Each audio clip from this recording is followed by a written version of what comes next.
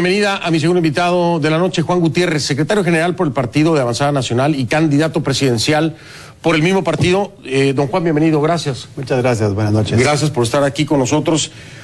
Un momento sumamente difícil para la política guatemalteca. Usted no es la primera vez que va a correr como candidato a la presidencia. Sería esta su segunda, si no estoy equivocado. Mi segunda, la vez pasada fue la primera vez que estuve en política, era nuevo, entré en política específicamente para la campaña, pero ahora ya tengo todo el enfoque en contra de la corrupción, que ese es mi objetivo principal desde hace 6 años. Estaba viendo yo un video precisamente promocional de lo que es su campaña y es muy crudo, muy rudo o muy concreto en las imágenes y en las palabras. Llama ratas a las ratas que aparecen en la imagen, pero me imagino que se refiere a muchos políticos tal vez. Yo diría que no solo políticos, porque recordemos que la corrupción tiene 2 caras, es como el tango, se necesitan 2 para bailarlo. Hay corruptos y hay corruptores.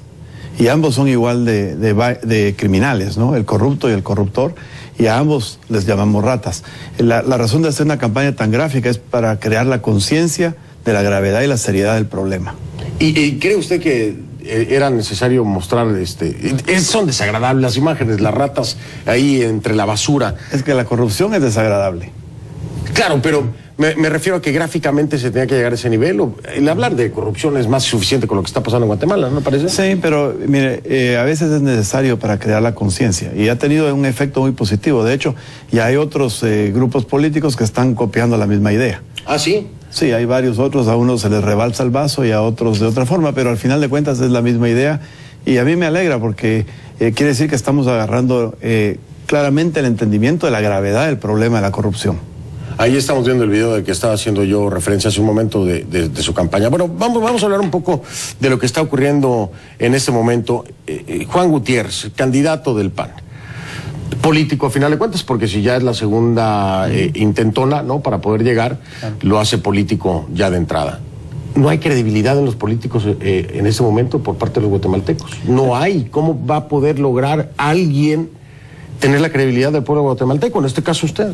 El problema es que los políticos que hay en Guatemala son los políticos tradicionales. Ya todos han sido, si vemos todos los demás candidatos, ya fueron diputados, o ya fueron ministros, o ya fueron gerentes de la presidencia, o trabajaron en la municipalidad. O sea, todos, sin excepción, han estado involucrados directamente en gobiernos anteriores. Yo jamás. Y es más, en mi partido, la propuesta política que vamos a presentar este domingo en nuestra convención, en nuestra Asamblea General Nacional, y todos nuestros candidatos son personas que no van para reelección, como en el caso de la mayoría de los otros.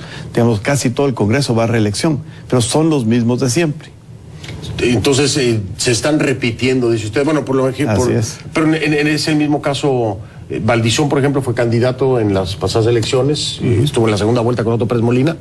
Yo estuve allá, pero dirían que usted también se está repitiendo porque viene de ser candidato en esa misma elección. Hay una diferencia muy grande. Valdizón ya fue diputado, Valdizón ya ocupó cargos de gobierno en el pasado, en cambio mi persona jamás.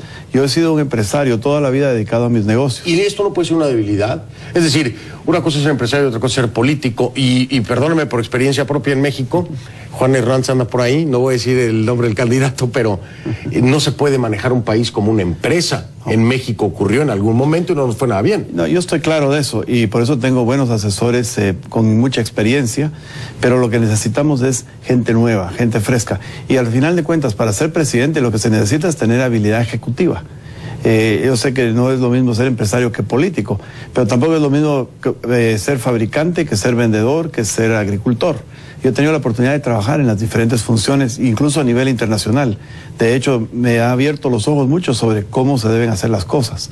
Entonces, la ventaja que yo tengo sobre los otros políticos que están compitiendo a presidencias, primero, nunca he tocado fondos públicos, nunca he estado involucrado en ningún acto de corrupción, sino al contrario, llevo 16 años de estar señalando actos de corrupción. Hace 6 años entré en la política para combatir la corrupción específicamente y ahora pues busco la presidencia con el objetivo de terminar con esto. Sí, de hecho, en un momento vamos a hablar de este tema que llegó hasta la Corte Interamericana de Derechos Humanos, si no estoy equivocado. Me parece que hasta ese nivel lo llevaron. Incluso denuncian un bloqueo mediático a través de los medios impresos del país por un caso particular que tienen ustedes ya como familia en el nivel empresarial. Y la pregunta para muchos sería, ¿está buscando el poder para poder vengar esto que ustedes mismos señalan al gobierno como el opresor en un caso particular que están demandando ya al Estado en la Comisión Interamericana de Derechos Humanos? No tiene nada que ver una cosa con la otra. Lo que yo denuncié desde el año 2001, fui incluso al Congreso de la República a denunciarlo, lo denuncié ante la CICIG, que es la organización esta patrocinada por la Comisión Interamericana, como usted dice, hasta los derechos humanos fuimos, y es porque en el caso que usted hace referencia, hay una evasión fiscal enorme, la más grande de la historia de Guatemala, y el problema más grave está precisamente en la evasión o en la apropiación indebida del IVA, el impuesto al valor agregado, porque de acuerdo a la ley de Guatemala, cada vez que se vende un producto, lleva el impuesto incluido en su precio, no se agrega posteriormente, va incluido en el precio. Entonces, de factura o no de factura, el impuesto fue cobrado. Y cuando las empresas estas no contabilizaban sus ventas, lo que estaban haciendo era quedándose con el IVA que la gente más pobre les pagó. Y eso es lo que yo denuncié, y eso es un acto de corrupción, que es lo que me llevó a esta lucha en contra de la corrupción. No tiene nada que ver con la parte personal o familiar o empresarial. Es el tema específico de la evasión fiscal, lo que yo denuncié ante las autoridades que no hicieron nada. Y no un gobierno, 4 gobiernos consecutivos. Y por eso es que la denuncia está en la Corte Interamericana de Derechos Humanos y es en contra del Estado guatemalteco. Es correcto. Voy a marcar una pausa para regresar y le voy a hacer la pregunta que muchos guatemaltecos quieren saber. ¿Coincide en la petición masiva de que renuncie el presidente Otto Pérez Molina o, para usted, debe terminar su mandato? Me lo responde después de la pausa, ¿le parece? Claro. Hago una pausa, regreso con mi invitado, Juan Gutiérrez, candidato por el Partido de Avanzada Nacional, el PAN, en Guatemala. Don Juan, le preguntaba yo antes de ir a la pausa, miles de guatemaltecos están pidiendo la renuncia de Otto Pérez Molina. ¿Qué opina usted? ¿Debe renunciar o debe terminar su mandato? No es tanto lo que yo opine, es lo que opina la mayoría de los guatemaltecos. Y por eso han salido a manifestar en unas manifestaciones que nunca se había visto en Guatemala, manifestaciones tan masivas y tan pacíficas. Ni siquiera han dañado la propiedad ni privada ni pública. O sea, han sido ejemplar la participación del pueblo y eso merece un reconocimiento. Además, los organizadores no han salido al público como una campaña política. Han pedido a los líderes políticos que no participen en eso, precisamente para no politizarlo. Yo creo que es un movimiento auténticamente nacional de miles y miles y miles de guatemaltecos. Y yo creo que el presidente Otto Pérez debería de escuchar a su pueblo, porque la gente que está protestando es la gente de las ciudades, que es la gente que lo eligió, porque la gente del interior no votó por él hace 4 años. ¿Le haría más daño al país desde su perspectiva el que saliera Otto Pérez Molina antes de terminar su mandato o el que se quede Otto Pérez Molina? Hay que considerar todos los factores, más allá que solo él. Yo creo que, considerando que la semana pasada el Congreso de la República eligió a un hombre íntegro y de muy buena reputación, un señor ya mayor, que viene de la Corte de Constitucionalidad, que es un hombre realmente con una trayectoria muy buena, darle a él la oportunidad de terminar los 8 meses que quedan de este gobierno, creo que sería mucho más positivo que si Otto Pérez continuara ahí, porque están al final de cuentas los mismos que estaban cuando empezó todo este escándalo, y debemos entender que en este gobierno guatemalteco, que es un gobierno presidencialista, el presidente es la máxima autoridad. Entonces la vicepresidenta pudo haber hecho muchas cosas, pero no sin el conocimiento de él. ¿Usted cree entonces que hay muchas otras cosas que sabe Otto Pérez Molina sobre todo esto que ha ocurrido con la línea, con Monzón, con Valdetti, que aún no han salido a la luz? Yo no puedo decir qué es lo que él sabe o no sabe, obviamente. Pero lo que sí creo yo es que esto solo es el tip del iceberg.